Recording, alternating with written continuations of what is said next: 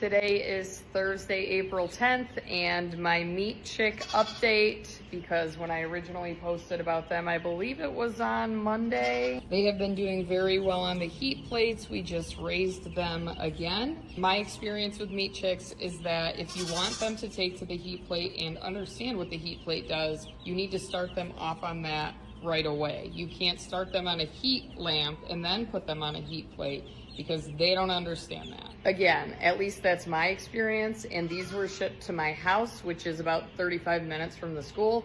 So when I picked them up, it was after the end of a school day, and I brought them to my house. Thankfully, I had a heat plate at my house that I started them with, and then when I came here, we put them under the heat plates that we got through that Hatching the Future National FFA grant that we received last year. I should make a video on that because we carried that project out a year ago, but I feel like some people may be following me now that were not following me then. I sort of impulse purchased these chicks, but we are raising them for the FFA banquet. Eventually I came to that realization that this would be a perfect opportunity to use them and showcase what we do in the ag barn. So we will have these processed around 8 weeks and quartered, and then I have a parent of a student that will cook them up and we will serve them at the FFA banquet. Other things we have going on in here today, my bottle lambs are back.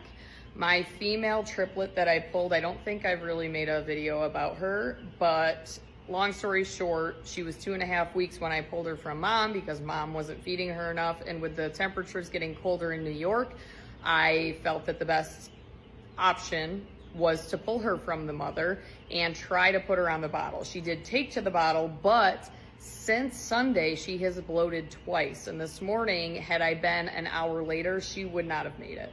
So I do have to find a smaller bottle so that less liquid is in there. She ate too much last night is what I'm guessing happened.